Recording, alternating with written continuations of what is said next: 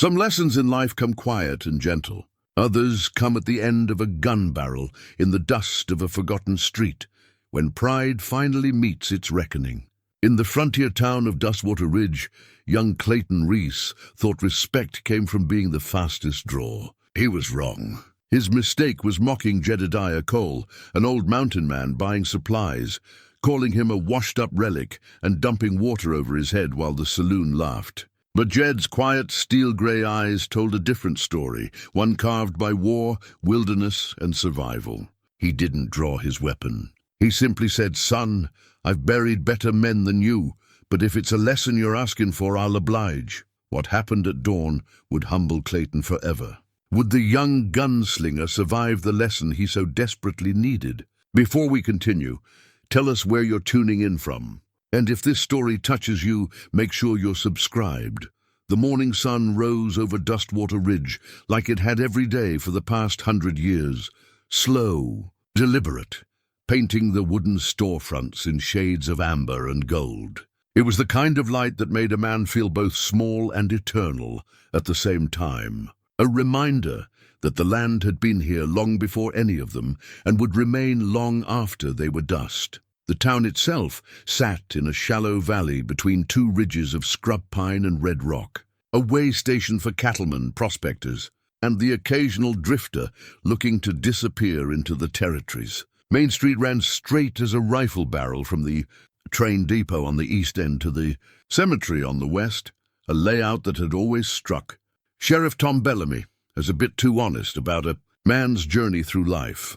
By 1887, Dustwater Ridge had settled into a comfortable rhythm. The silver boom had passed them by, which most folks considered a blessing. They'd seen what happened to towns that grew too fast, the violence, the corruption, the way decent people got swallowed up by greed and gunpowder.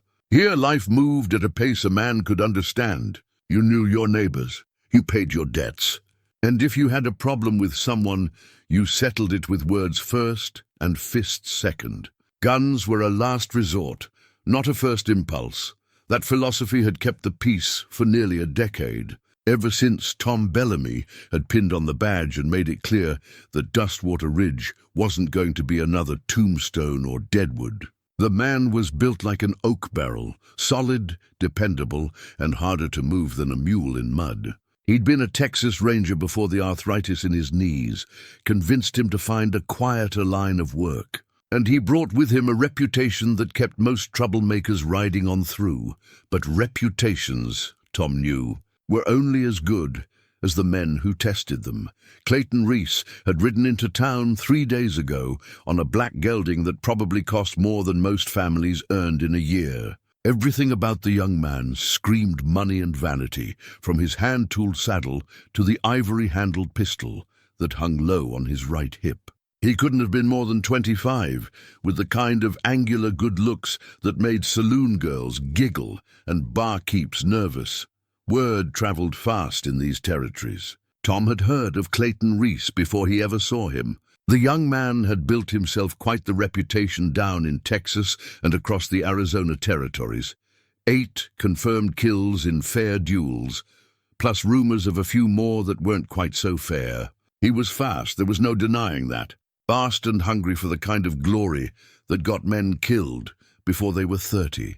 Clayton had taken a room at the boarding house and spent his first 2 days holding court in Martha Kern's saloon, buying rounds and telling stories of his exploits to anyone who would listen.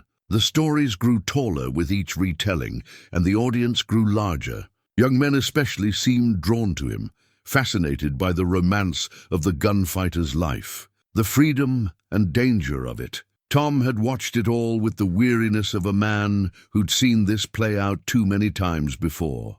These young guns came through like summer storms, loud, destructive, and gone, before you could measure the damage. The smart ones learned and moved on. The proud ones ended up in that cemetery at the west end of town. Martha Kern had run the Dusty Rose Saloon for 15 years, ever since her husband died in a mining accident up in the hills. She was a handsome woman in her 50s, with steel-grey hair she wore in a practical bun, and eyes that missed nothing. Her establishment was the social heart of Dustwater Ridge. the place where cattle prices were negotiated, marriages were proposed, and the future of the town was debated over whiskey and cards.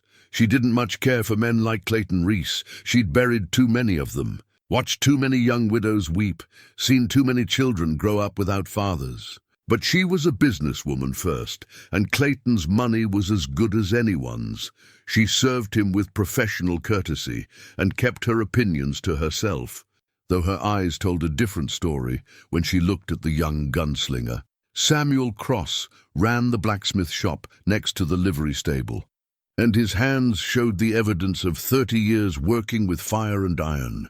He was a big man, with skin the color of aged mahogany, and a quiet dignity that commanded respect without demanding it. He'd been born into slavery in Mississippi, fought for his freedom with the Union Army, and then walked west until he found a place that judged him by his work rather than his color.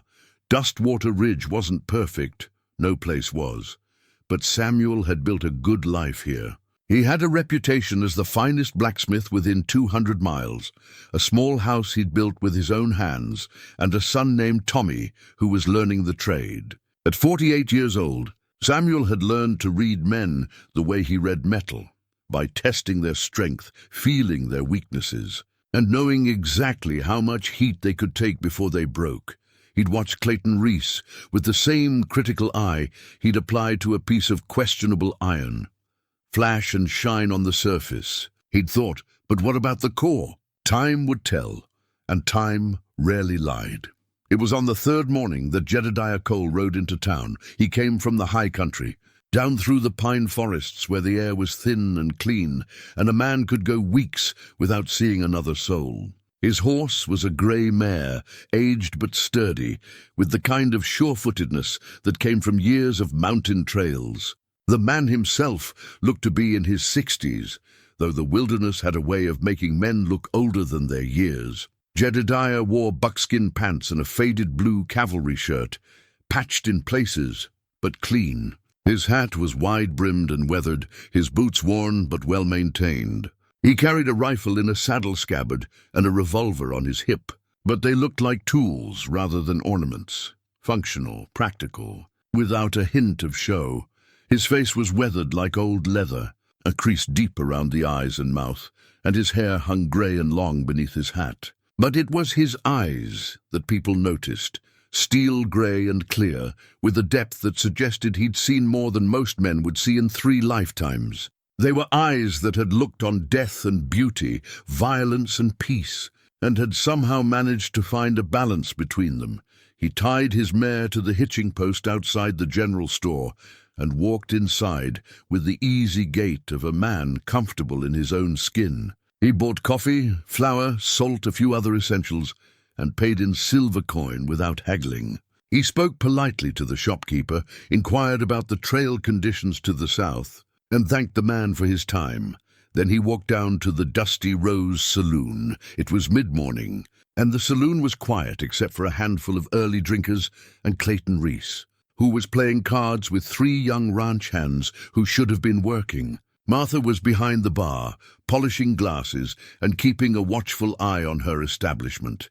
Jedediah walked to the bar and ordered a whiskey, the cheap kind, not the fancy stuff. Martha poured it without comment and watched as the old mountain man took a slow sip, savoring it like a man who didn't get to town often enough to take such pleasures for granted.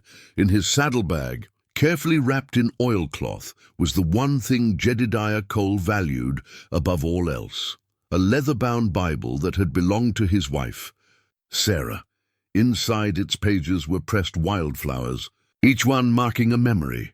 The day they married, the day their daughter Emily was born. The last spring morning they'd spent together before the fever took them both. He'd been reading from it that morning before riding down to town, the way he did every morning. The words brought him comfort, though they couldn't bring back what he'd lost. Sarah's handwriting filled the margins, little notes and observations, prayers and hopes. He'd memorized every word over the years, but he still read them, still heard her voice in the faded ink. The Bible reminded him of who he'd been, who he'd tried to be, and who he'd lost. It was his anchor in a world that had taken almost everything from him, but it also reminded him of something else, a promise he'd made to Sarah on her deathbed, that he wouldn't let grief turn him cruel, that he'd find a way to live with purpose, even in his solitude, that he'd remember there was more to life than survival.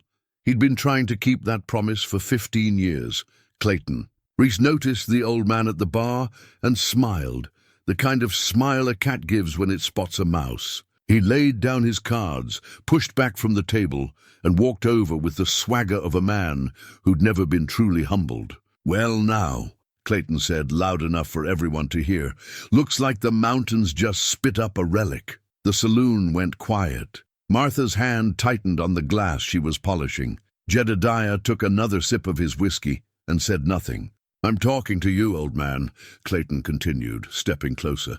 "You deaf or just too old to remember your manners?" Jedediah set down his glass carefully and turned his steel-grey eyes on the young gunslinger. When he spoke, his voice was quiet but clear, with the measured cadence of a man who chose his words with care. "I heard you just fine, son, just trying to decide if what you said was worth answering." The ranch hands at the card table laughed nervously. Clayton's smile hardened into something uglier. The tension in the room shifted like a change in barometric pressure before a storm. Men who'd been nursing their drinks suddenly found reasons to pay close attention to their glasses. The ranch hands at the card table exchanged glances, uncertain whether to laugh or stay quiet. Clayton Reese wasn't used to being dismissed. His entire reputation was built on respect, or more accurately, on fear masquerading as respect. When he walked into a room, people noticed. When he spoke, people listened. This old mountain man treating him like a nuisance was an insult he couldn't let stand, not in front of witnesses. "You got a name, old-timer?" Clayton asked, his voice carrying that dangerous edge of false friendliness. "I do," Jedediah replied, still not turning fully toward the younger man. "Question is whether you've earned the right to hear it." One of the ranch hands snorted into his beer. Clayton's face flushed red. Martha Kern recognized the signs. She'd seen this dance before, pride and testosterone mixing into something volatile. She set down her glass and moved slowly along the bar, positioning herself within reach of the shotgun she kept underneath. "Clayton," she said, her voice firm but not unkind, "why don't you let the man drink in peace? He just rode in from the high country and probably hasn't seen civilization in weeks." "I'm just being friendly, Miss Martha," Clayton said, though his eyes never left Jedediah. "Just trying to welcome this gentleman to Dustwater Ridge. Make sure he understands how things work around here." "Things work just fine around here," Martha replied. "They work even better when young men mind their own business." But Clayton was too far into it now, too committed to the performance. His friends were watching. The whole saloon was watching. If he backed down now, he'd look weak, and in his world, weakness was death. He stepped closer to Jedediah, close enough that the older man could smell the whiskey on his breath, close enough to be a threat. "See, the thing is," Clayton said, "I've made a career out of reading men, and when I look at you, you know what I see. I see a washed-up relic, a broken-down old man who probably couldn't draw his gun if his life depended on it. I see someone who should have stayed up in those mountains where he belongs." Jedediah finally turned to face him fully. The movement was slow, deliberate, without a hint of aggression, but something in his eyes made Clayton take an involuntary half-step back. "You see all that, do you?" Jedediah said quietly. "That's quite a lot to see in a man you've known for all of 5 minutes." "I've known men like you my whole life," Clayton shot back, recovering his bravado. "Old soldiers, old hunters, old killers, all of them living in the past, pretending they're still what they used to be. The world's moved on, old man. Your time is over." The silence in the saloon was absolute now. Even the clock on the wall seemed to stop ticking. Jedediah studied the young man in front of him with something that might have been pity. He saw what Martha saw, what Sheriff Bellamy would have seen, a boy playing dress-up in a killer's clothes, confusing speed with wisdom, violence with strength. He saw himself 30 years ago, before the war had taught him the true cost of pride. "You might be right," Jedediah said finally. "My time might be over." but at least I'm still here to see it. That's more than I can say for most of the young guns I've known." It was the perfect exit line. Jedediah turned back to his drink, effectively dismissing Clayton Reese the same way he might dismiss a yapping dog. And that's when Clayton made his mistake. There was a silver bucket sitting on the bar, one of Martha's ornate pieces that she used for washing glasses, polished metal with decorative engravings around the rim. It was half full of water, catching the morning light coming through the window. Clayton grabbed it. "You want to know what I think about old men who don't know when to shut up?" he said, and before anyone could move, before Martha could shout a warning, he dumped the entire bucket of water over Jedediah's head. The water cascaded down, soaking Jedediah's hair, his shirt, his weathered face. It pooled on the bar and dripped onto the floor. For a moment, the old man just stood there, water running down his beard, his hands still resting on the bar. The saloon erupted in laughter. Clayton's friends were howling, slapping their knees, already imagining how they'd retell this story. Even some of the other patrons couldn't help but chuckle. It was objectively funny. The image of this solemn old mountain man standing there drenched like a drowned cat. But Martha wasn't laughing, and neither was Samuel Cross, who'd just walked in to pick up some hardware he'd ordered and now stood frozen in the doorway because they were watching Jedediah's eyes. The laughter died away gradually, like a fire, running out of fuel as more and more people noticed what Martha and Samuel had already seen. Jedediah's eyes hadn't changed. They hadn't flashed with anger or narrowed with rage. They'd simply gone very, very still, the way a mountain goes still before an avalanche, the way the air goes still before a twister touches down.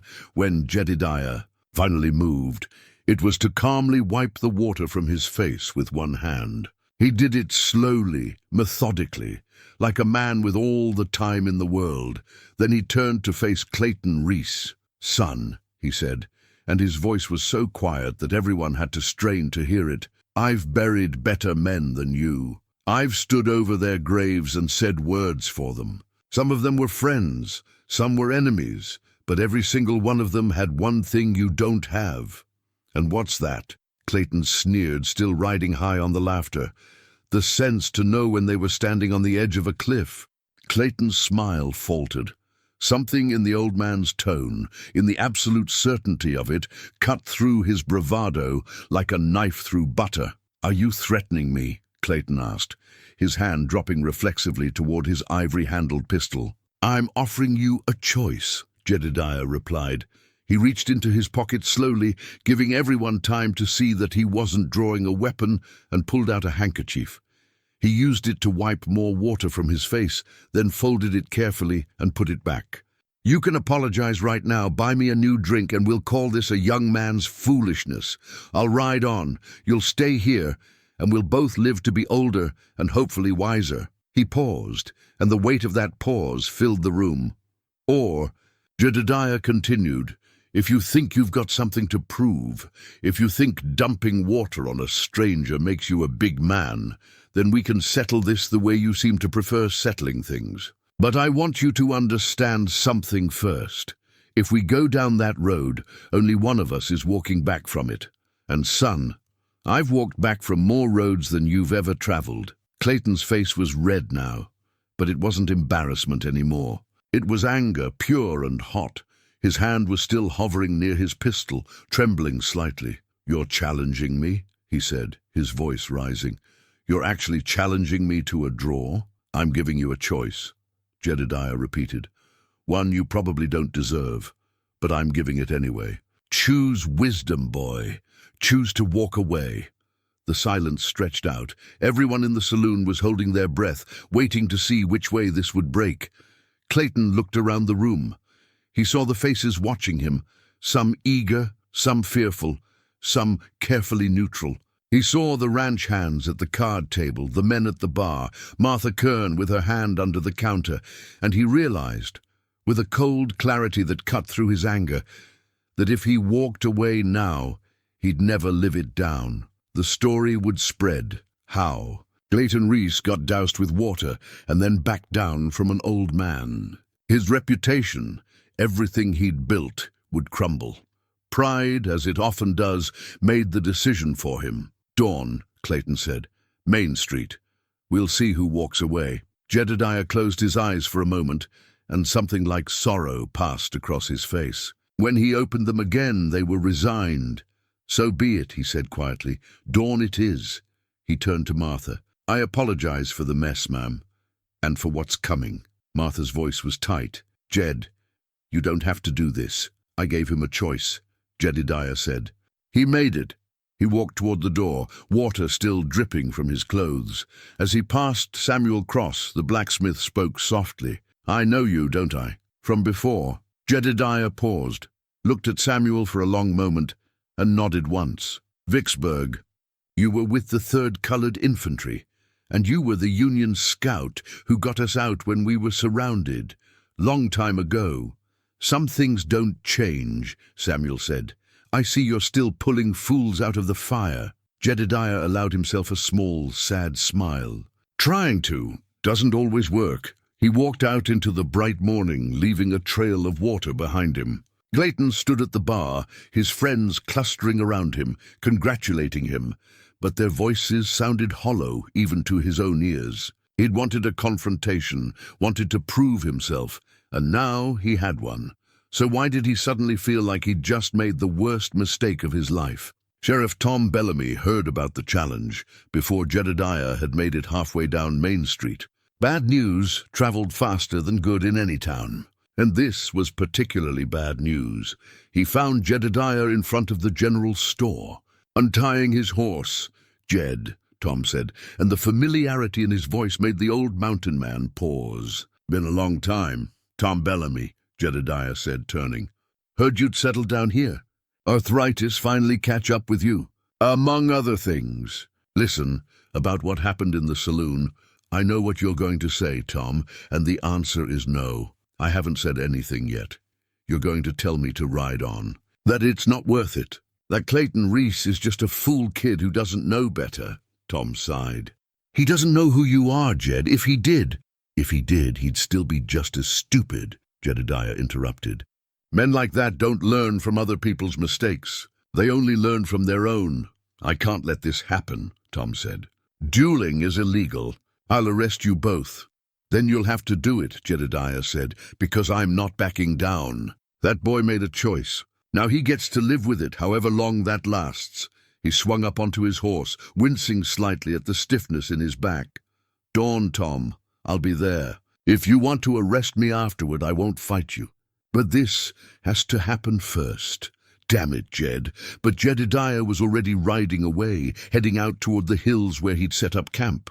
Tom Bellamy watched him go and felt the weight of tomorrow settling on his shoulders like a physical burden. He'd seen Jedediah Cole shoot. He knew what the old man was capable of even after all these years. Clayton Reese didn't, and by dawn tomorrow, that ignorance was going to cost one of them everything. The sun was still a promise on the eastern horizon when Jedediah Cole woke. He'd made camp in a small clearing about a mile outside town, the kind of place where a man could think without the noise of civilization cluttering his mind. His mare, Temperance, was hobbled nearby, grazing on the sparse grass that grew between the rocks. Jed lay in his bedroll for a moment, listening to the world wake up around him. Birds were beginning their morning songs. A coyote yipped somewhere in the distance. The air was cool and clean, carrying the scent of sage and pine. He'd slept well enough, which surprised him. A younger man might have tossed and turned, anxiety eating at him like acid. But Jed had learned long ago that worry never changed outcomes. Either he'd be faster than Clayton Reese, or he wouldn't. Either he'd live past sunrise, or he wouldn't. Fretting about it wouldn't shift the odds one way or the other. He rose slowly, feeling the familiar aches in his joints. The price of 63 years, most of them spent living hard. He built a small fire, made coffee in his battered tin pot, and sat watching the sky lighten from black to purple to grey. From his saddlebag, he pulled out his worn Colt revolver. It wasn't fancy like Clayton's ivory-handled piece. The wooden grip was scarred and worn smooth by decades of use, shaped by his hand, until it fit like it was made for him. The metal was still blued, but showed its age in small scratches and wear patterns that told the story of its life Jed had carried. This particular weapon since 1863. He'd taken it off a Confederate officer at Vicksburg, not the officer he'd later be, wanted for killing, but another one who died in the chaos of battle. The original grip had been replaced twice, and he'd had the action smoothed by a gunsmith in Denver back in '75. But it was the same gun that had kept him alive through the war and the years after. He cleaned it now with the ritualistic care of a man who understood that his life might depend on the weapon's reliability. He disassembled it completely, wiped down each piece, checked for any sign of wear or malfunction, then reassembled it with practiced efficiency. As he worked, his mind drifted back to another dawn, another confrontation, another young man who'd thought speed was everything. It had been 1863, early summer, somewhere in Tennessee. Jed had been 21, a Union scout operating behind Confederate lines. He'd been captured by a rebel patrol, 5 men led by a lieutenant who couldn't have been more than 19. The lieutenant had been cocky, certain that his prize prisoner would earn him a promotion. He'd decided to make a show of it, challenging Jed to draw against him. If Jed won, he'd go free. If he lost, well, he'd have been shot either way. Jed had tried to talk the young officer out of it, had explained that killing him wouldn't prove anything, wouldn't change the war, wouldn't make him a better man. But the lieutenant had his reputation to think about, his men to impress. They'd stood 20 paces apart in a clearing much like this one. The lieutenant had been fast, genuinely fast, with the kind of natural quickness that couldn't be taught. But he'd made the fundamental mistake that many fast guns made. He'd assumed that drawing first meant winning.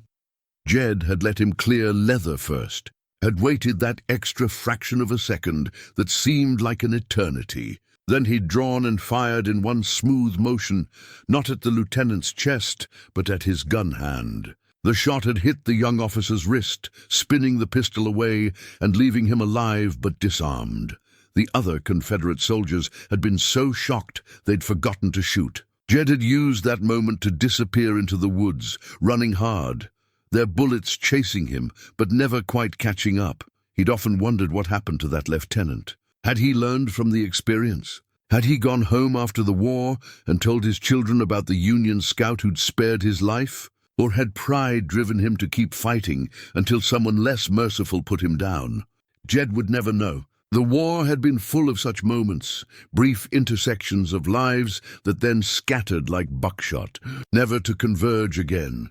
He finished cleaning his revolver and held it up to the growing light. Checking the sight alignment one last time, the grip fit his hand like an old friend. The weight was familiar, comforting in its solid reliability. This weapon had killed men.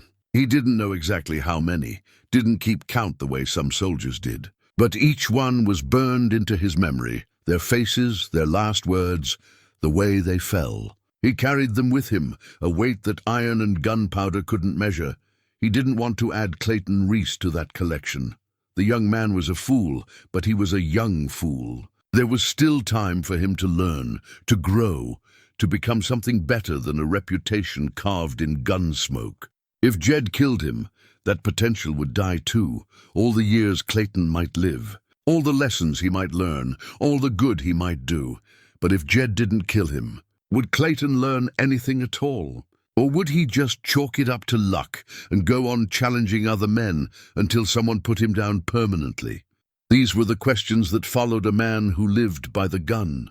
There were no easy answers, no clear moral paths. You did what you could to survive, to protect what mattered, to hold on to some scrap of honor in a world that often seemed determined to strip it away. Jed holstered his revolver and stood, stretching the stiffness out of his back. The sun was coming up now, painting the eastern sky in shades of orange and pink. It was going to be a beautiful day, the kind of day that made a man grateful to be alive. He hoped he'd still feel that gratitude when it was over. Back in Dustwater Ridge, Clayton Reese was having a very different morning.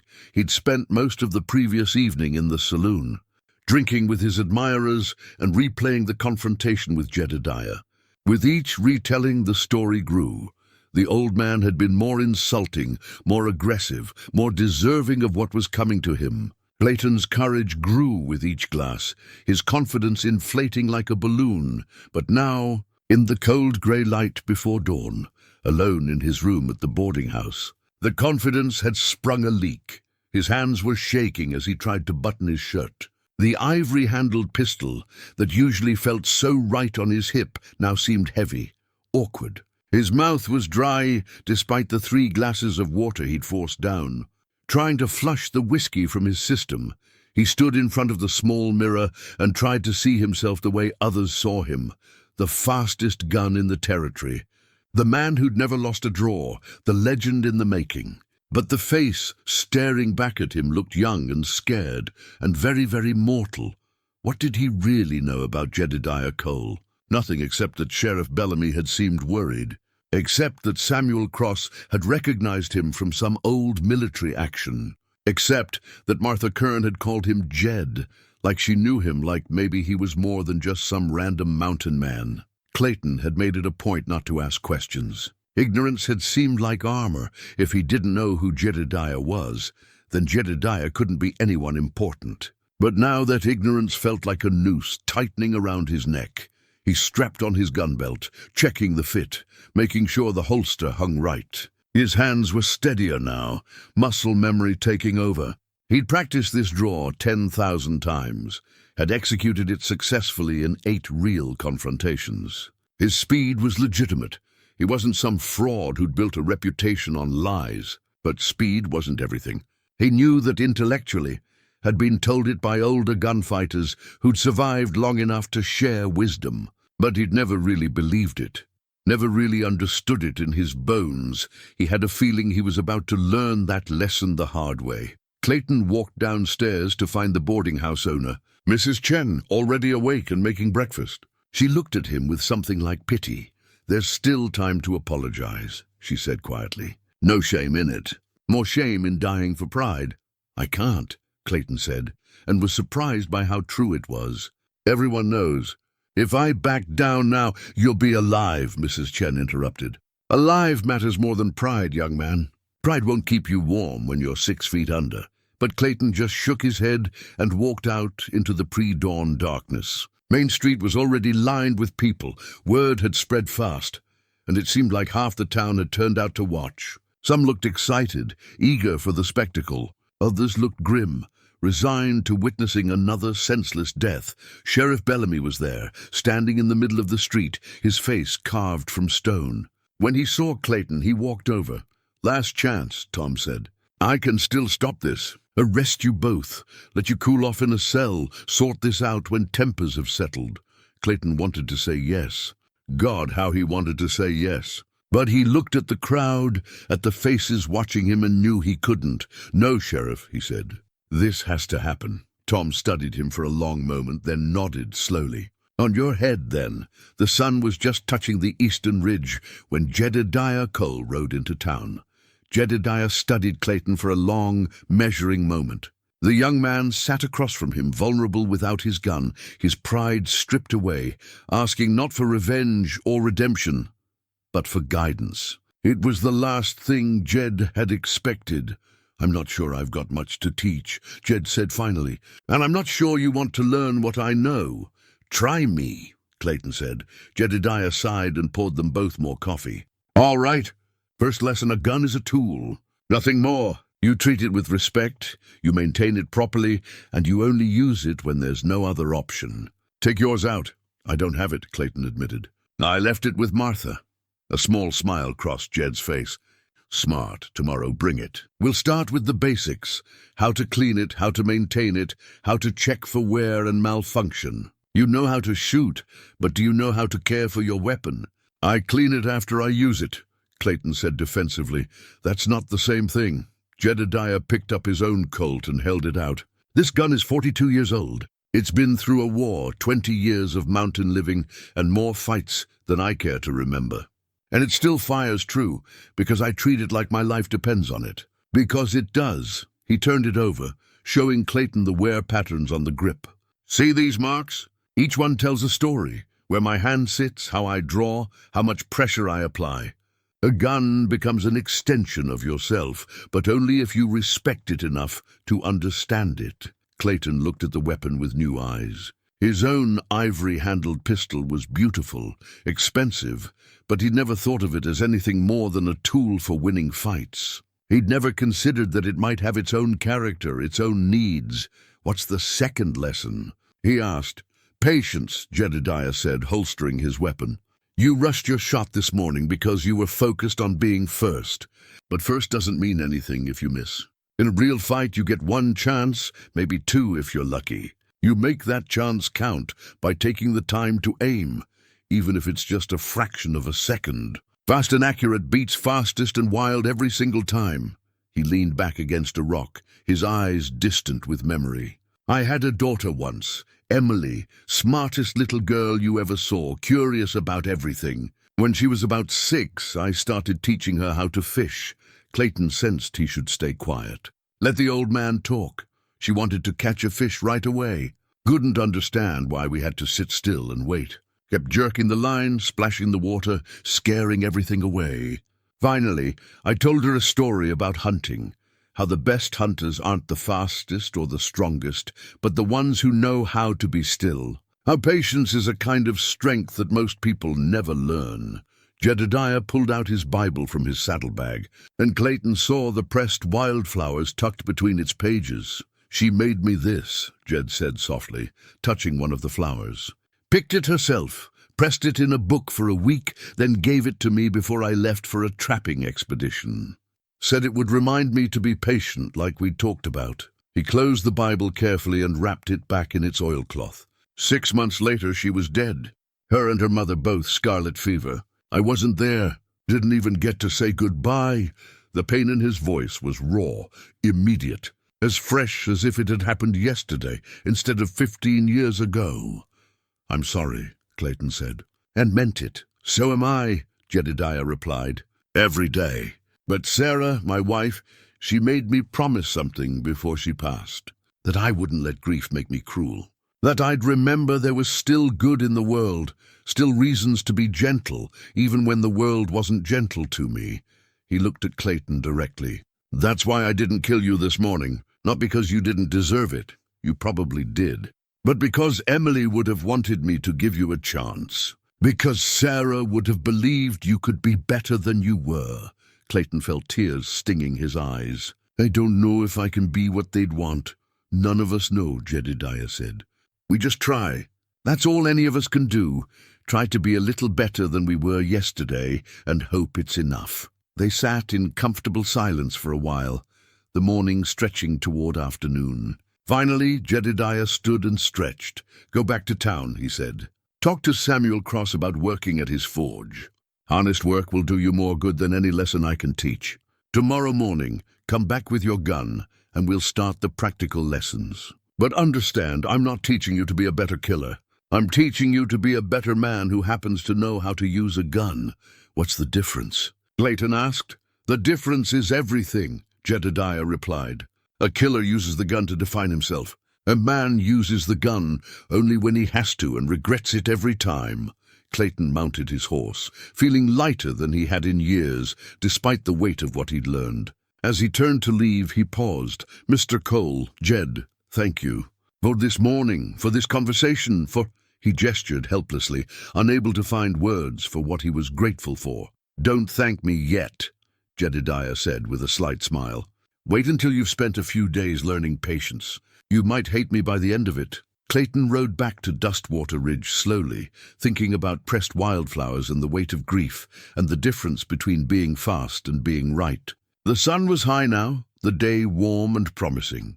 When he reached the saloon, Martha had his gun belt waiting for him. He picked it up, feeling its familiar weight, but didn't put it on right away. Instead, he carried it up to his room and laid it on the dresser. Then he walked to the blacksmith shop. Samuel Cross looked up from the horseshoe he was shaping, surprise evident on his face. Clayton, what brings you here? I'm looking for work, Clayton said. I don't know anything about smithing, but I'm willing to learn. And I'm stronger than I look. Samuel studied him for a long moment, then nodded slowly. Can you start tomorrow, dawn? Yes, sir. It's hard work. Hot, dirty, exhausting. Not glamorous at all. Good, Clayton said. I've had enough glamour for one lifetime. Samuel's face broke into a wide smile. All right, then. Tomorrow, dawn. Wear clothes you don't mind ruining, and bring gloves if you've got them. We'll start you on the basics, operating the bellows, learning the different heats of metal. As Clayton walked back toward the boarding house, he passed a group of young men who'd been his admirers just yesterday. They looked at him with confusion, not quite contempt, but not respect either. He was something they couldn't categorize anymore, not the gunfighter they'd idolized, not quite the failure they'd expected. He was just a man, trying to figure out who he wanted to be. That evening, Sheriff Bellamy stopped by the saloon, where Clayton was eating a quiet dinner. The lawman sat down across from him, his expression unreadable. Heard you went to see Jed, Tom said. I did. I apologize. And he's going to teach me some things. About guns, about patience, about... Clayton paused, searching for the right words. About being better than I am. Tom nodded slowly. Jed's a good man. One of the best I've ever known. But he's carrying a heavy load. War, loss, things he's had to do. Don't take advantage of his kindness. I won't, Clayton promised. Sheriff, what you said this morning about consequences. Am I under arrest? For what? Being a fool? Tom smiled slightly. No shots were fired with intent to kill. Nobody got hurt except maybe your pride. I'd say you've already paid your penalty. He stood to leave, then paused. Clayton, I've been sheriffing for a long time. I've seen a lot of young men like you come through these territories. Most of them end up dead or disappeared before they're 30. The few who make it, they're the ones who figured out that there's more to life than reputation. Looks like maybe you're figuring that out. Good for you. After the sheriff left, Clayton sat alone with his thoughts. He pulled out the small mirror he kept in his pocket, the one he'd used that morning to check his appearance before the duel, and looked at his reflection. He looked the same. Still young, still handsome, still bearing the marks of an easy life. But something in his eyes had changed. They looked older now, more aware. Less certain of everything, but more certain of what mattered. Tomorrow he'd start learning to smith. Tomorrow he'd begin his lessons with Jedediah. Tomorrow he'd start building a new life on the ruins of his old reputation. But tonight, he'd simply sit with the understanding that he was alive when he shouldn't be, and that second chances were rare gifts that shouldn't be wasted. 3 days passed in a rhythm that felt almost peaceful. Clayton rose before dawn to work at Samuel Cross's forge, learning the patience required to work metal, how to read the color of heated iron, how to strike with precision rather than force, how to shape raw material into something useful.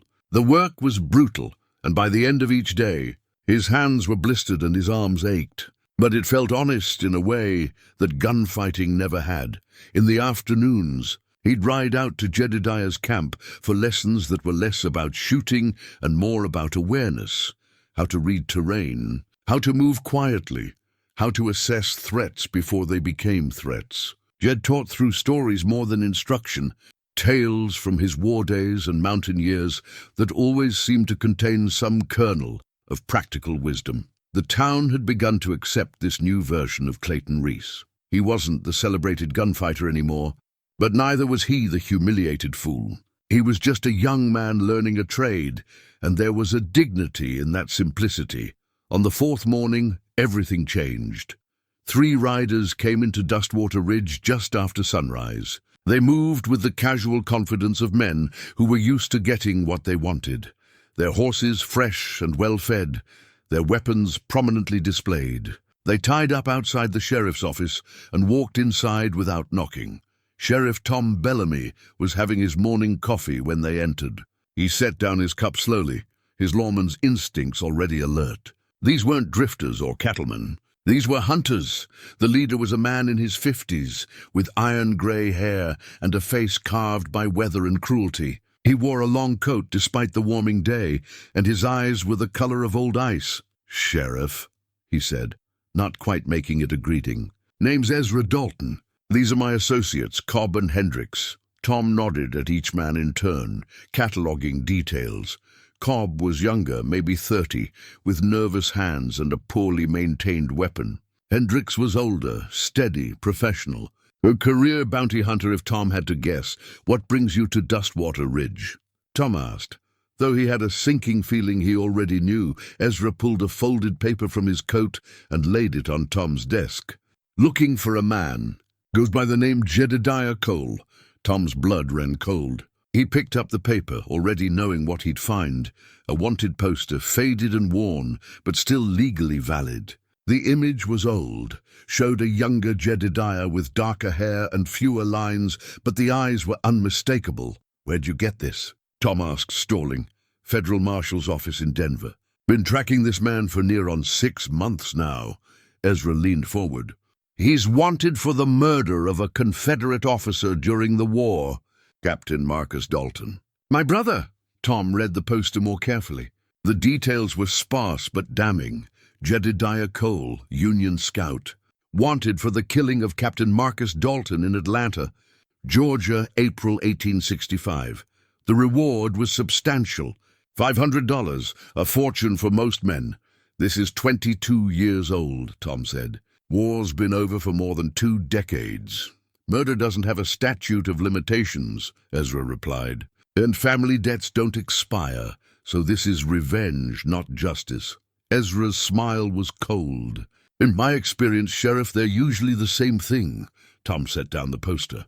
Even if this is legitimate, and I have questions about that, Jedediah Cole isn't in Dustwater Ridge. He's passing through, camped outside town. Then you'll take us to him, Ezra said. It wasn't a request. I'll do no such thing, Tom replied firmly.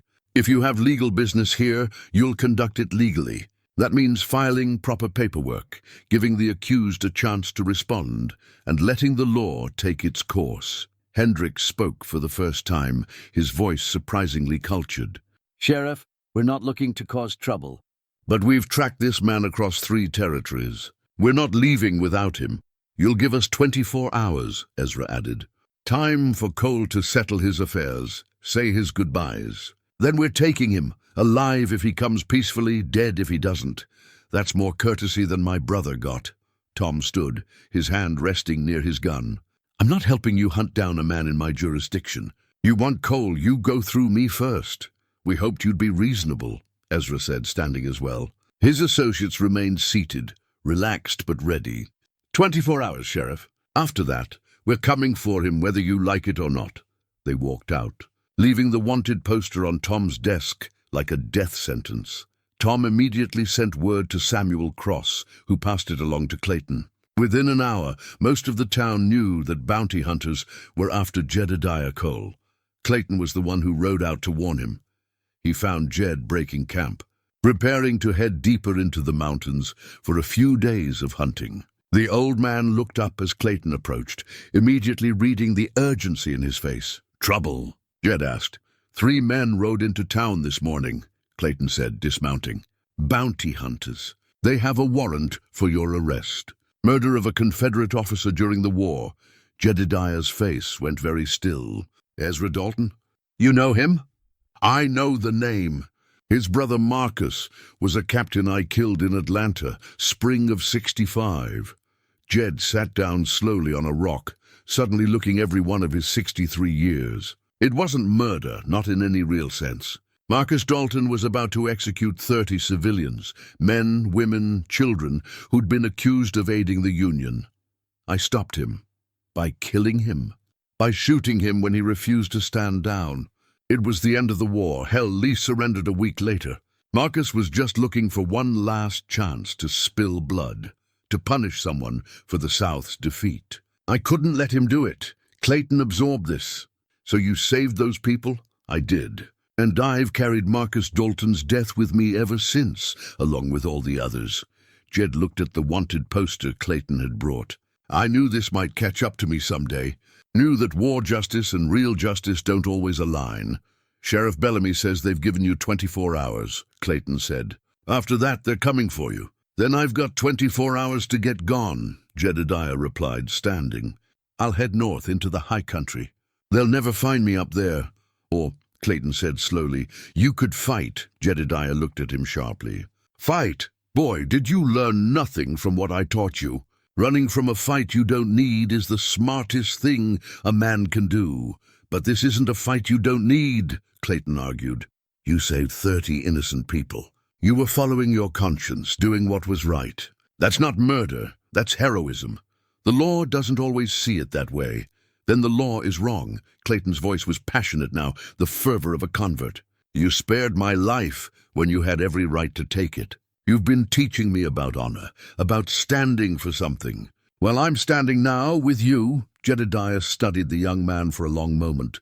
This isn't your fight, Clayton. Yes, it is. You made it my fight when you showed me there was a better way to live. I'm not letting you run from men who want to punish you for being decent. Before Jed could respond, more riders appeared, Martha Kern and Samuel Cross, with young Tommy trailing behind. We heard, Martha said without preamble. And we're not letting you face this alone. Martha, don't, she interrupted. Sarah was my best friend. You saved Samuel's life during the war. You've been nothing but decent to this town. We're not abandoning you now, Samuel nodded. I talked to Doc Harrison. He remembers you from Vicksburg, too. Remembers you saving his field hospital from being overrun. He's willing to testify to your character. This is foolishness, Jedediah said, but his voice lacked conviction. You're risking yourselves for an old man who's got more years behind him than ahead. No, Clayton said firmly. We're standing with a good man who's been running from his past for too long. It's time to stop running, Tommy spoke up, his young voice clear in the afternoon air. My pa says you're a hero, Mr. Cole. Says you saved his regiment. I want to help too. Absolutely not, Samuel said immediately. You're going home. But Pa, home, now. Samuel's tone brooked no argument, and Tommy rode off reluctantly, looking back over his shoulder. Jedediah looked at the three faces surrounding him. Martha with her determined expression, Samuel with his quiet strength, Clayton with his newfound purpose. Something in his chest tightened and loosened at the same time. You're all fools, he said quietly. Probably, Martha agreed. But we're your fools.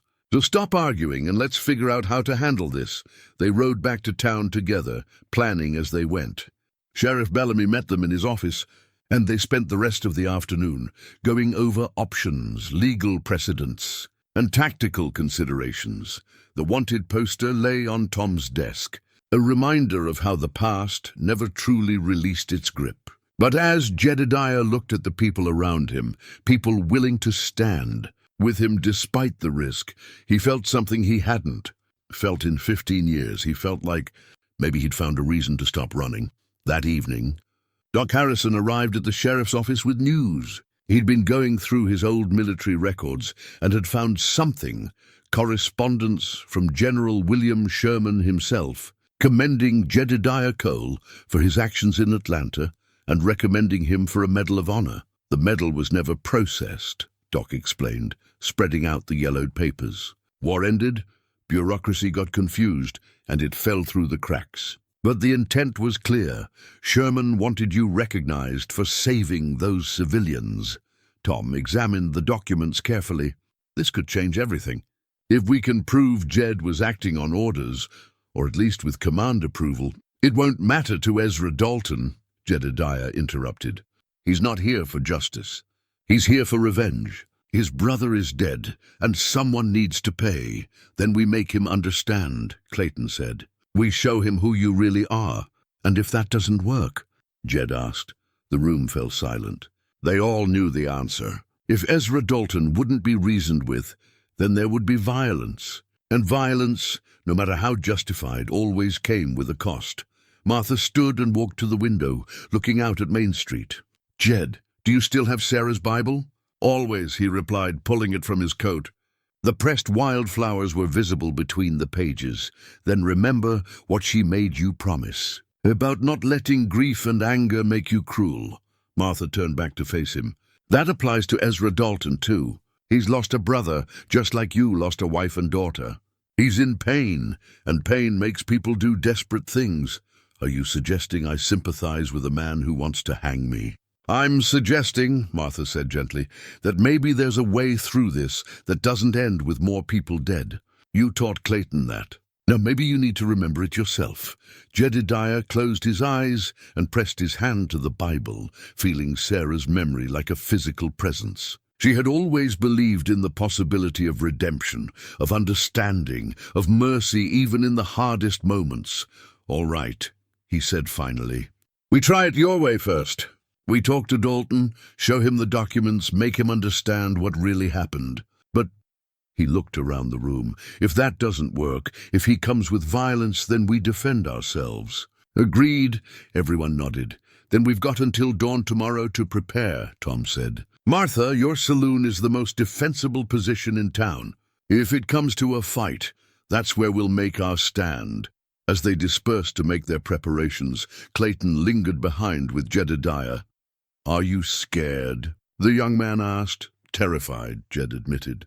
"But not of dying. I've been ready for that for 15 years. I'm scared of letting down the people who are willing to stand with me. That's a weight I'm not used to carrying anymore." "Then we'll carry it together," Clayton said simply. Jedediah looked at this young man who, just days ago, had been his enemy, who had humiliated him, challenged him, forced him into violence, and who had somehow become something like a son. "You've changed, Clayton, more than I expected." "I had a good teacher," Clayton replied. "One who taught me that strength isn't about being the fastest or the deadliest. It's about knowing when to fight and when to show mercy. About standing for something bigger than yourself. I hope," Jedediah said quietly, "that I live up to that teaching tomorrow." "You will," Clayton said with certainty. "Because you already have. Every day and every choice. That's what heroes do. They keep choosing right even when it costs them everything." Night fell on Dustwater Ridge, and all across town, people made their preparations for a dawn that would either bring justice or bloodshed. The wanted poster still lay on Sheriff Bellamy's desk, a ghost from the past demanding payment. But in Martha's saloon, in Samuel's forge, in Jedediah's camp, and in Clayton's heart, something else was being forged, not weapons, but resolve. The determination to stand for what was right, to protect what was good, and to prove that even in the hardest moments, mercy and justice could find a way to coexist. Tomorrow would tell whether that determination was enough. The night before, a battle has its own particular quality, a thickness to the air, a weight to each moment that makes even simple actions feel significant.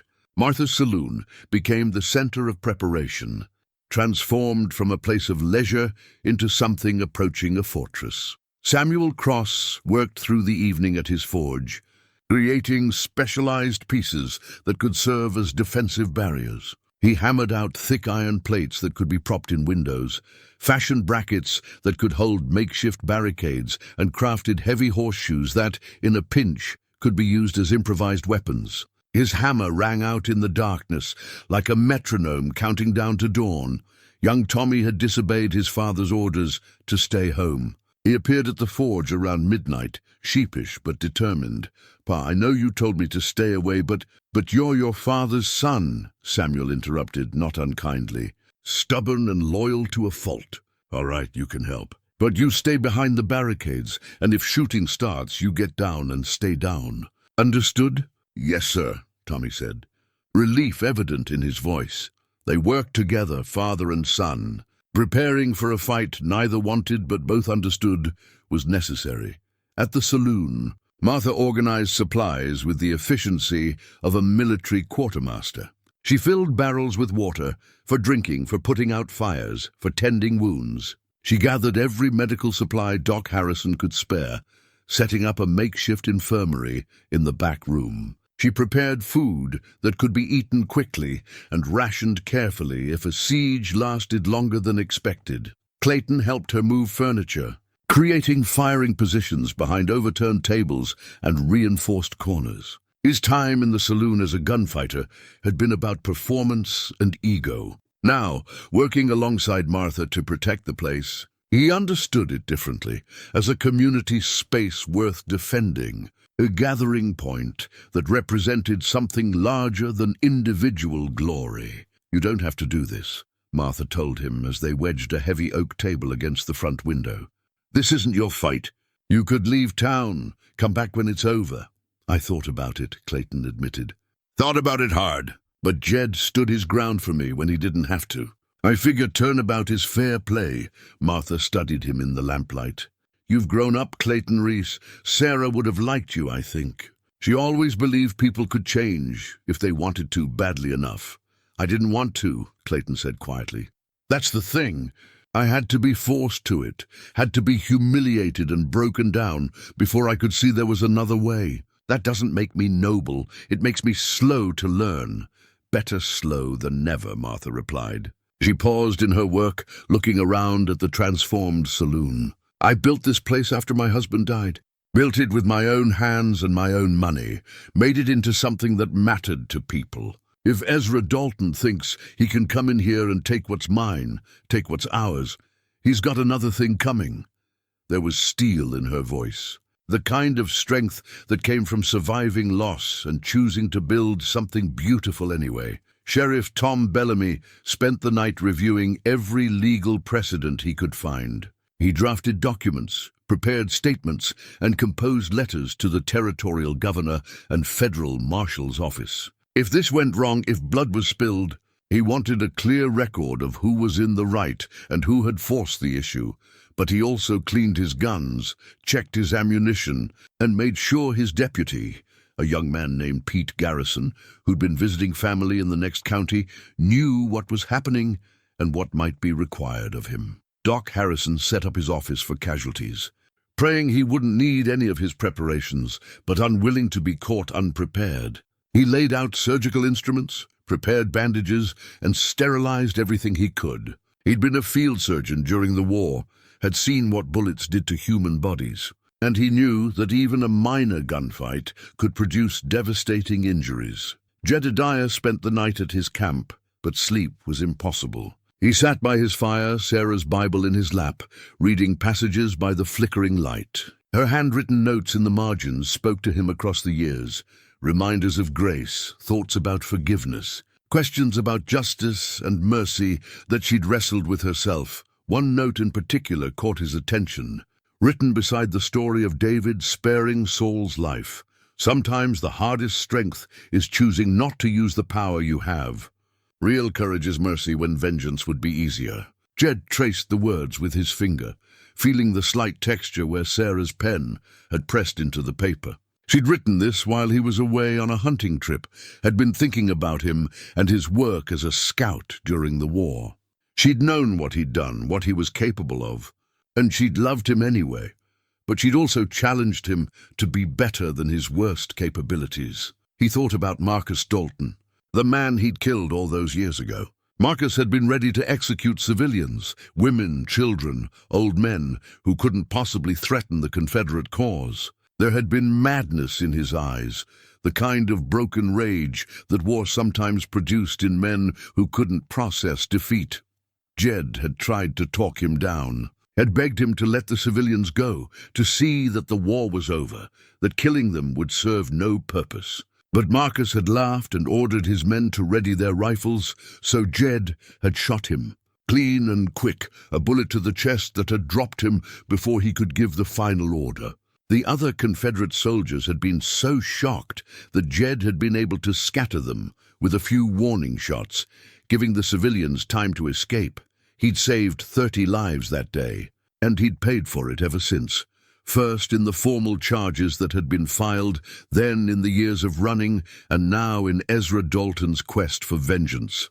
Was it worth it? Sarah would have said yes without hesitation. Those 30 people had gone on to live their lives, to have children and grandchildren, to build and create and love. Their survival echoed through time in ways that could never be fully measured. But the cost was sitting here alone on a dark night, knowing that tomorrow might finally bring the reckoning he'd been avoiding for 22 years. Jedediah pulled out his revolver and cleaned it one more time, a ritual now more than a necessity. The weapon was ready. He was ready. The question was whether Ezra Dalton could be reached through reason before violence became inevitable. As the first hints of grey touched the eastern sky, Jedediah packed up his camp one more time. He saddled Temperance, secured his belongings, and prepared to ride into Dustwater Ridge.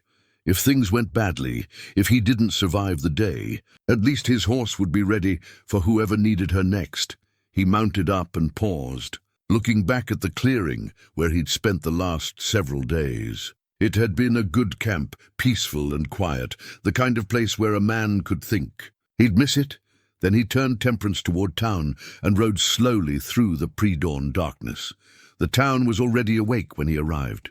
Lights burned in the saloon, the sheriff's office, the forge. People moved with purpose, making final preparations. It reminded him of mornings before battles during the war, that same mix of determination and dread, courage and fear. He tied Temperance near the saloon and walked inside to find the unlikely army that had gathered to stand with him. Martha stood behind the bar, a rifle propped nearby. Samuel and Tommy were positioning the last of the iron barriers. Clayton was checking ammunition, his movements careful and measured. Doc Harrison was setting up a triage area. Sheriff Bellamy was reviewing plans with Deputy Garrison. They all looked up when he entered, and the expressions on their faces made something catch in Jedediah's throat. They weren't looking at him with pity or duty. They were looking at him with respect, with affection, with the kind of loyalty that couldn't be commanded or bought, only earned through character and choice. "Morning," he said simply. "Morning, Jed," Martha replied. "Coffee's hot." He accepted a cup and stood surveying the preparations. "You've done good work here. This is defensible, but I need you all to understand something. If you're about to suggest we back down, save your breath," Martha interrupted. "We've had this conversation. We're staying. I was going to say," Jed continued with a slight smile, "that we give Dalton every possible chance to stand down. We show him the documents Doc found. We explain what happened in Atlanta.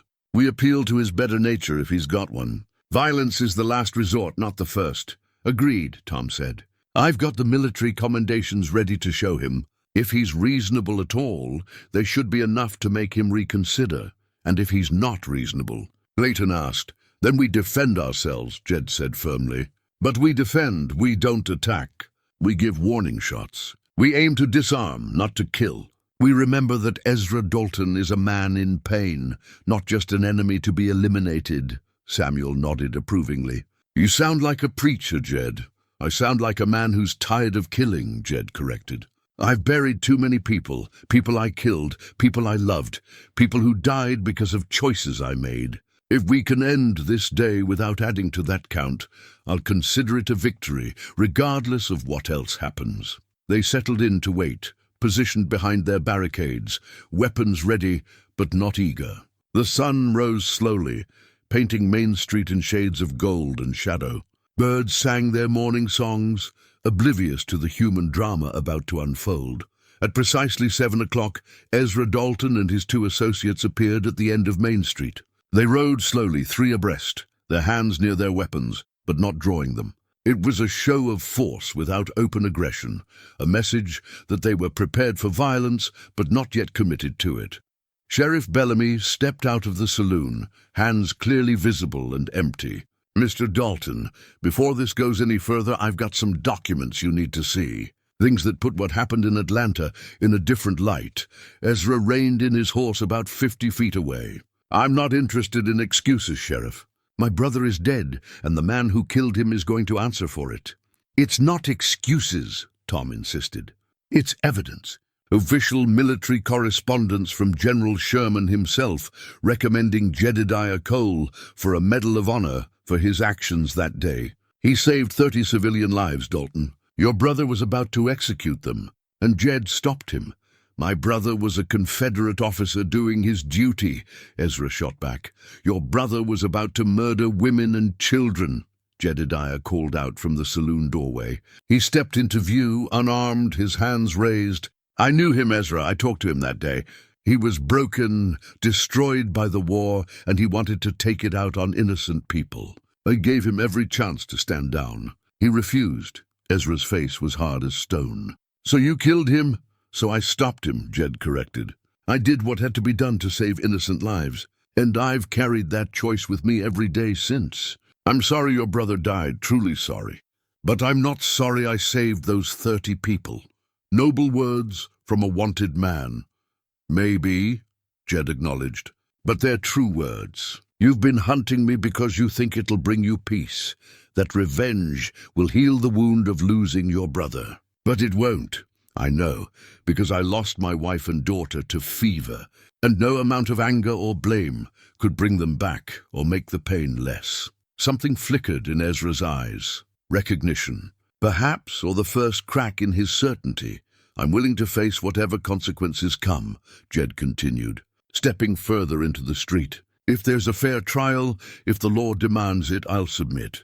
But not to revenge, not to a lynching, and not when I've got people willing to stand with me who know the truth of what happened. Ezra looked past Jed to the saloon, where the others were visible behind their barricades. You'd risk these people's lives to protect yourself? I'd risk my life to protect them, Jed replied. That's the difference between us, Ezra. You're here for death. I'm here for life. Theirs, mine, even yours, if you'll let me.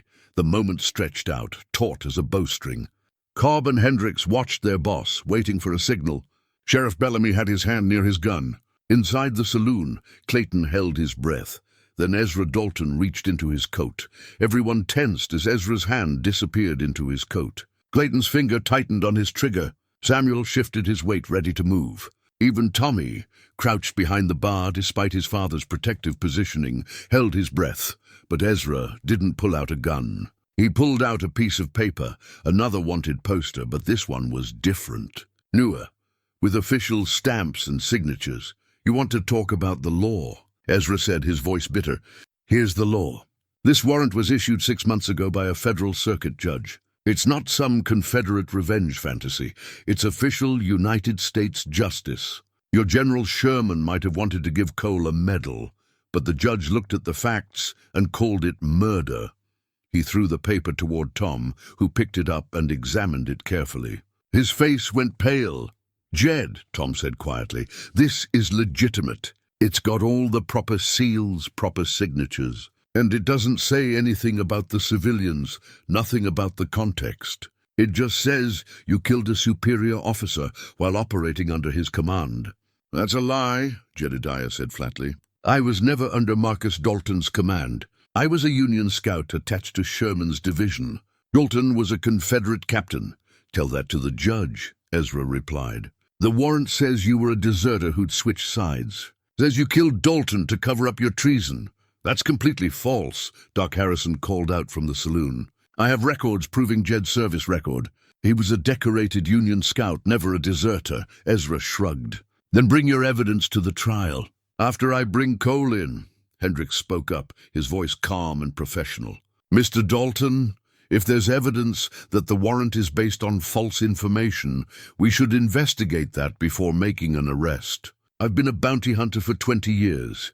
And I've learned that sometimes the paperwork doesn't tell the whole story. I don't pay you to have doubts, Ezra snapped. I pay you to do what I say. You pay me to help you collect legitimate bounties, Hendricks corrected. If this warrant is fraudulent, if Cole was set up, then we're not collecting a bounty. We're committing murder. Cobb looked uncertain, his eyes darting between Ezra and Hendricks. The younger man was clearly out of his depth, following orders without understanding the moral complexities involved. The warrant is legal, Ezra insisted. I got it from a federal marshal's office. That makes it legitimate. Which marshal's office? Tom asked sharply. Give me a name. Marshal Cyrus Blake out of Denver. Tom and Jed exchanged glances. Blake's been under investigation for corruption for 2 years, Tom said. There's talk of him selling false warrants to anyone who'll pay. That's convenient, Ezra said with a sneer.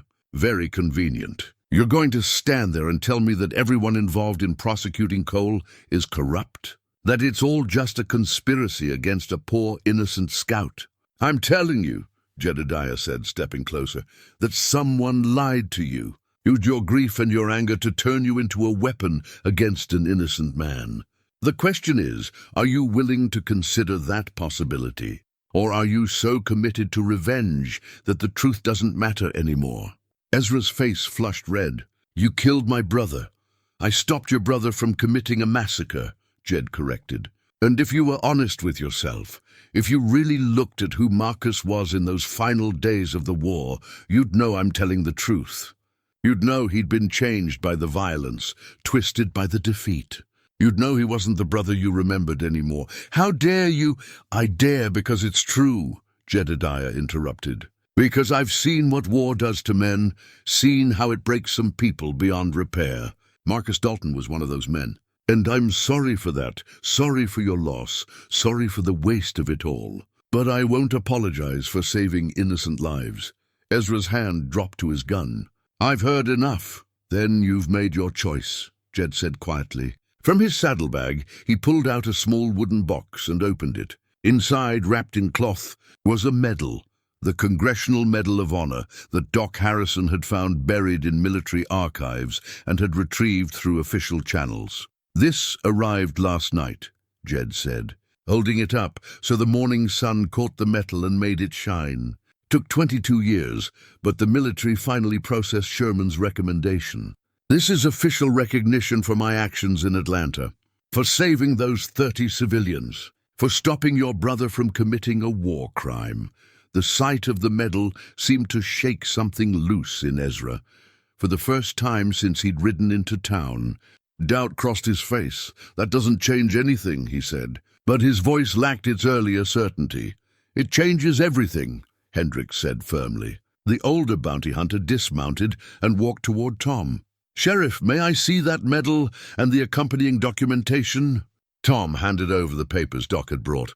Hendricks read them carefully, his expression growing more troubled with each line.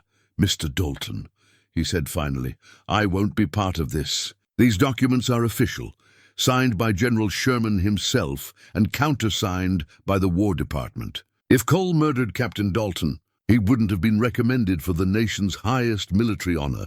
You're breaking our contract, Ezra said coldly. I'm following my conscience, Hendricks replied. Something I should have done before we rode out here. I'm sorry, but I won't help you lynch a war hero. Cobb shifted nervously. Mr. Dalton, if Hendricks is backing out, maybe we should reconsider. No, Ezra said flatly. His hand was on his gun now, his whole body tense with barely controlled rage. No more talk, no more evidence, no more excuses. Cole killed my brother, and I'm here to make him answer for it. Jedediah sighed deeply, a sound of profound weariness and sorrow. He carefully returned the medal to its box and handed it to Sheriff Bellamy. Then I guess we're past talking, Jed said. He turned to face Ezra fully, his hands loose at his sides. If you're determined to do this, let's do it right. Just you and me, Ezra. Leave these other people out of it. They've got nothing to do with what happened 22 years ago. No deals, Ezra replied. You're coming with me, dead or alive, and anyone who stands in my way shares your fate. Inside the saloon, Martha raised her rifle. Samuel positioned himself to protect Tommy. Clayton moved to a better firing angle, his heart pounding but his hands steady. The street fell silent, except for the morning breeze rustling through the buildings. Ezra Dalton drew his gun. The world seemed to slow as Ezra's gun cleared leather. But before he could aim, before he could fire, Hendricks moved with surprising speed for a man his age and knocked Ezra's arm upward. The shot went wild, the bullet burying itself harmlessly in the wood above the saloon's entrance. "Damn you!" Ezra shouted, turning his fury on Hendricks. "You're not thinking straight," Hendricks said firmly. "You're about to commit murder in front of a dozen witnesses, including a sheriff. Even if you killed Cole, you'd hang for it." Ezra shoved Hendricks away and spun back toward Jedediah, raising his gun again. But Jed had used those precious seconds to draw his own weapon. His shot was precise. It hit Ezra's gun hand, not to kill but to disarm. The pistol went spinning away, landing in the dust 10 feet from where Ezra stood. Ezra cried out, clutching his bleeding hand. Cobb, panicking, pulled his own gun and fired wildly toward the saloon. The bullet shattered a window, and return fire came immediately. Not from Jed, but from Martha, her shot hitting the ground directly in front of Cobb's horse. The horse reared, throwing Cobb off. He landed hard, the wind knocked out of him, his gun flying from his hand. He lay there gasping, no longer a threat. Enough! Sheriff Bellamy's voice cut through the chaos. He had his gun drawn, pointed at no one in particular but ready for anyone who continued the fight. The next person who fires a shot gets arrested for attempted murder. Ezra Dalton, you're under arrest for assault. On what grounds? Ezra snarled, still clutching his bleeding hand. On the grounds that you just tried to kill a man in my town. In front of me after being shown evidence that your warrant is based on false information, Tom replied coldly. And on the grounds that you fired first.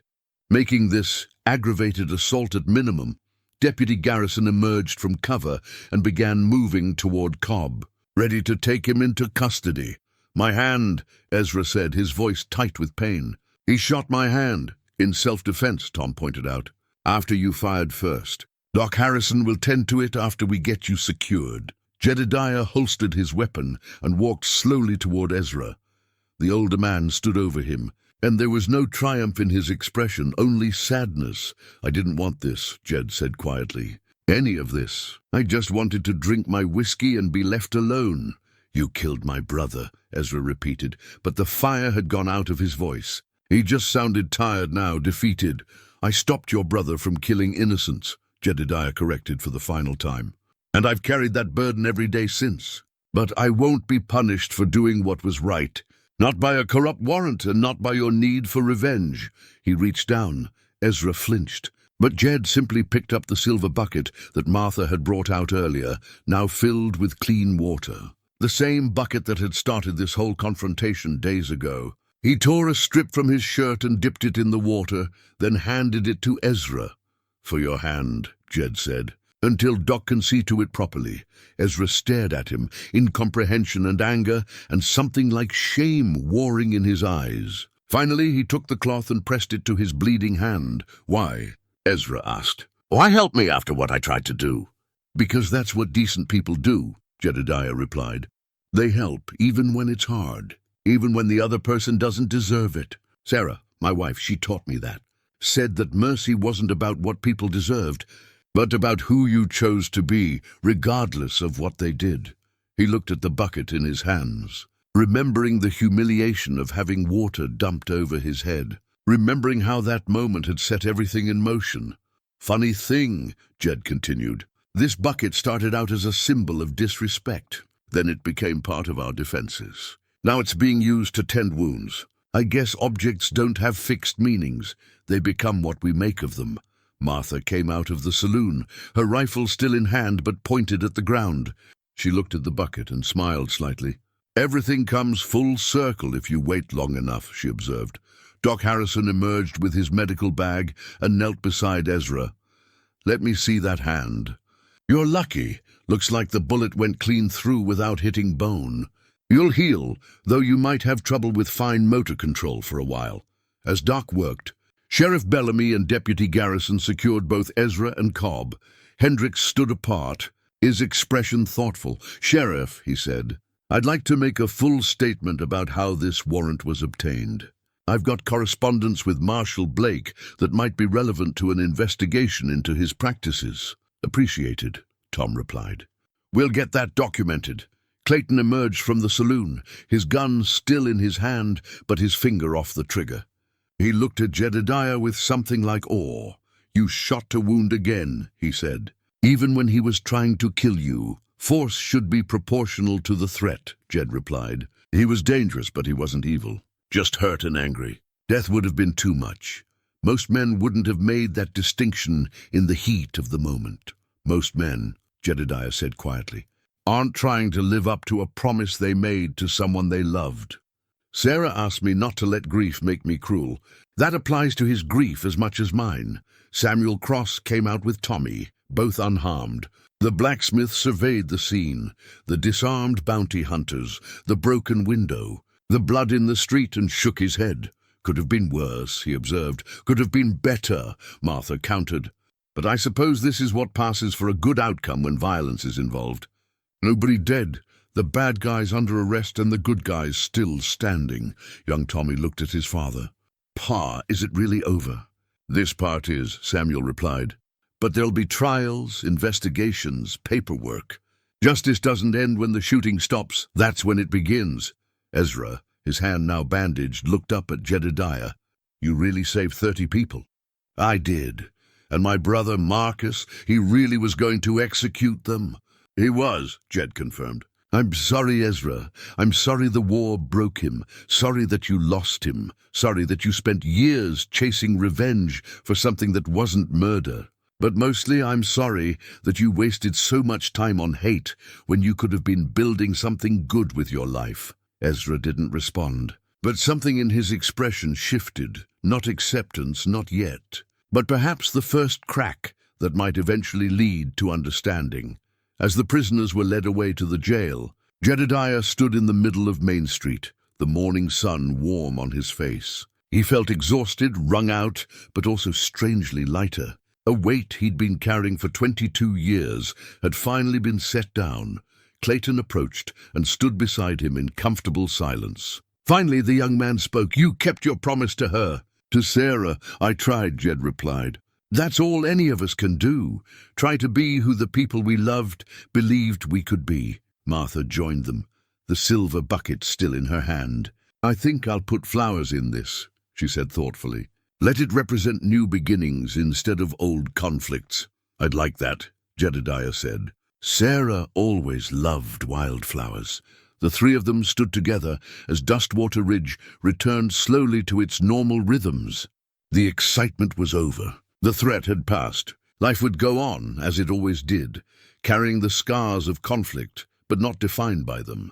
And in that moment, watching the morning unfold into day, Jedediah Cole felt something he hadn't felt in 15 years, the possibility that he might finally be able to stop running, stop hiding, and start living again. 2 weeks had passed since the confrontation on Main Street, and Dustwater Ridge had settled back into its comfortable rhythms. But something fundamental had shifted, not in the town's physical structure, but in the invisible bonds that connected its people. The investigation into Marshal Cyrus Blake's corrupt practices had revealed what everyone had suspected. The warrant for Jedediah Cole had been falsified, paid for by Ezra Dalton's money and Blake's greed. Official papers arrived from the territorial capital clearing Jed of all charges and formally recognizing his Medal of Honor. The past, it seemed, had finally released its grip. Ezra Dalton himself awaited trial for assault, but the charges would be reduced due to the circumstances. Sheriff Bellamy, in consultation with Jedediah, had agreed to recommend leniency. The man had been driven by grief, not evil, and there was a possibility, slim but real, that he might find a better path forward. Mercy isn't always rewarded, Tom had said when Jed requested the lighter charges. Sometimes you show it and people just take advantage. I know, Jed had replied, but I'd rather risk being taken advantage of than become the kind of man who shows no mercy at all. This morning, Jedediah stood outside Samuel Cross's forge, watching Clayton work. The young man's transformation over the past weeks had been remarkable. Gone were the flashy clothes and the swagger. In their place was a quiet confidence, born of honest labor and genuine skill. Clayton's ivory-handled pistol had been sold weeks ago. The money had gone to a widow whose husband had died in one of Clayton's duels 3 years prior. An act of restitution that couldn't undo the past, but acknowledged it honestly. Now Clayton carried a simple, functional revolver that Jed had helped him choose, and he wore it the way a carpenter wore a hammer, as a tool that might be needed, not as an identity. You've come a long way, Jed observed as Clayton finished shaping a horseshoe. I had a good teacher, Clayton replied, setting down his hammer. 2 of them, actually. You taught me about guns and patience. Samuel's teaching me about metal and purpose. Both lessons are about the same thing, really, respect. For the tools, for the craft, for the people around you. Samuel emerged from the back of the forge, wiping his hands on his apron. Clayton's got a natural aptitude for this work. Another year or 2 he'll be a journeyman smith. You planning to stay in Dustwater Ridge that long? Jed asked. Clayton considered the question. I think so. There's nothing for me back in Texas except a reputation I don't want anymore. Here I can be someone different. Someone better, your choice to make, Jed said. But for what it's worth, I think this town is better for having you in it. They walked together toward the center of town, where Martha's saloon stood with its new window already installed. The silver bucket sat on the porch railing, filled with fresh wildflowers that Martha replaced every few days. It had become something of a town symbol, a reminder that objects, like people, could be redeemed and repurposed. Inside the saloon, they found Martha setting up for the lunch crowd. She looked up and smiled as they entered. "Coffee's fresh," she announced. "And I've got news. Doc Harrison finally got the official recognition from the War Department about Jed's service. They're talking about doing a proper ceremony.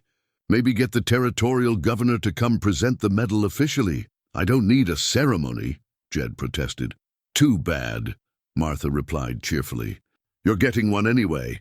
This town wants to celebrate you properly, and you're just going to have to endure being honored." Jedediah shook his head, but couldn't suppress a smile. The idea of being celebrated after years of hiding felt strange, uncomfortable, but also, in a way he hadn't expected, healing. To be recognized not as a wanted man or a killer, but as someone who'd tried to do right, it meant something. "There's something else," Martha continued, her expression turning more serious. "I've been thinking about Sarah and Emily, about how they wanted to start a school here. What would you think about me finally doing that? Using some of my savings to build a proper schoolhouse, hire a teacher?" Jed felt his throat tighten. "Sarah would have loved that." Then it settled. "We'll call it the Sarah Cole Memorial School. It'll be her legacy, and yours in a way. A place where children learn not just reading and writing, but how to be decent people." "Can I help?" Clayton asked. "With the building, I mean. I'm not much use with carpentry, but I can lift and carry." "Everyone can help," Martha said. "That's how things get done in a real community. Everyone contributes what they can." That afternoon, Jedediah rode out to the small cemetery on the western edge of town. He'd discovered shortly after the confrontation that Sarah and Emily were buried here. Martha had arranged for their bodies to be moved from where they'd originally been interred, knowing that someday Jed might want to visit them. The graves were simple, marked with wooden crosses that Samuel had carved with Sarah's and Emily's names. Jed knelt between them, placing fresh wildflowers on each, the same kind that Sarah had pressed into his Bible all those years ago. "I kept my promise," he said quietly, speaking to them the way he'd done countless times in the mountains, about not letting grief make me cruel. It was hard sometimes, especially when that Dalton boy came looking for revenge. But I thought about what you would have wanted. Sarah and I tried to do right by it." He paused, feeling the warm afternoon sun on his back, listening to the birds singing in the nearby trees. "I think I'm going to stay here for a while. Make a real home, maybe buy that piece of land on the North Ridge. Martha wants to build a school in your name, Sarah. Emily would have loved that.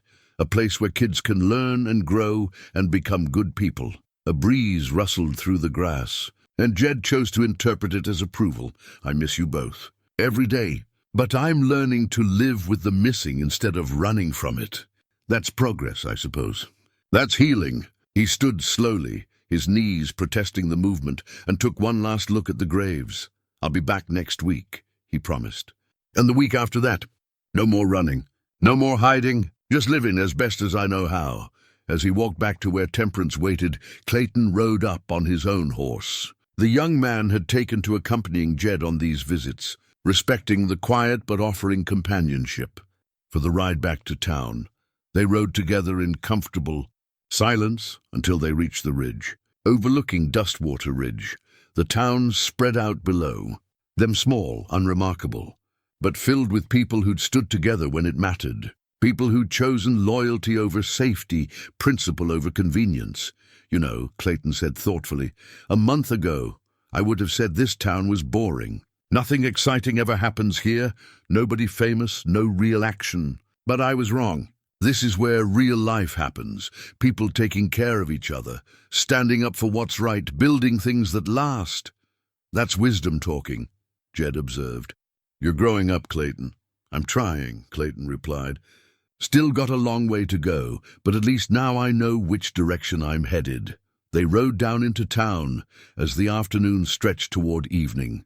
When they reached Martha's saloon, they found preparations underway for a community dinner, tables being set up, food being prepared, people gathering. "What's all this?" Jed asked. "It's for you," Martha said simply. "For all of us, really. A celebration that we're still here, still standing, still choosing to be decent in an indecent world." Young Tommy Cross ran up, excitement written all over his face. "Mr. Cole, Pa says I can ask you about being a scout during the war. Will you tell us stories?" Jed looked at the boy, the same age Emily would have been if she'd lived, and felt the familiar ache of loss. But this time, it was accompanied by something else. Hope, perhaps, purpose. "I'll tell you stories," he agreed. "But not the ones about fighting and killing. I'll tell you about the people I met, the places I saw, the lessons I learned about courage and honor, and doing what's right even when it's hard. That's the best kind of story," Tommy said seriously. And Samuel, coming up behind his son, nodded his approval.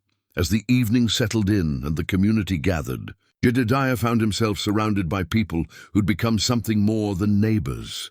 They'd become family, the kind you chose rather than were born into, but no less real for that choice. Clayton sat beside him, no longer the arrogant gunfighter, but a young man finding his way. Martha presided over the gathering with her usual grace, the silver bucket, now permanently assigned to hold flowers, sitting prominently on the bar.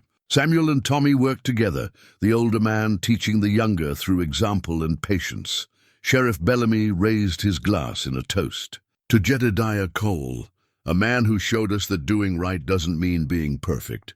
It means trying even when it's hard, especially when it's hard." "To Jed," the crowd echoed. Jedediah stood, feeling the weight of their regard, the warmth of their respect. He thought of Sarah and Emily, of the promise he'd kept, of the long road that had led him to this moment. "To second chances," he said quietly, "and to the people who give them. Thank you for standing with me. Thank you for reminding me that life is worth living, even after loss. And thank you for showing me that home isn't a place, it's people who choose to care." As the celebration continued into the night, Jed sat back and watched it all unfold. He'd spent 15 years in the mountains, alone with his grief and his memories. He'd thought that was all he deserved, all he could expect from what remained of his life, but Dustwater Ridge had taught him different. Clayton, Martha, Samuel, Tom, they'd all shown him that redemption was possible, that change was real, that even old men carrying heavy burdens could find new purposes and new reasons to hope. The silver bucket sat on the bar, filled with wildflowers, transformed from a symbol of humiliation into a symbol of healing. And Jedediah Cole, once a wanted man running from his past, was now simply a man, flawed, weathered, but finally, blessedly home. Tomorrow he'd start building that house on the North Ridge. Tomorrow he'd help plan Sarah's memorial school. Tomorrow he'd continue teaching Clayton about patience and purpose. Tomorrow he'd keep living the life that Sarah had believed he could live, one of grace, mercy, and quiet courage. But tonight, he simply sat with friends, told stories to wide-eyed children, and felt the profound gratitude of a man who'd been given something. He thought he'd lost forever, a reason to stay, a place to belong, a future worth building. And in the flickering lamplight of Martha's saloon, surrounded by laughter and warmth, Jedediah Cole finally allowed himself to believe that some lessons, though hard won, were worth every moment of the learning.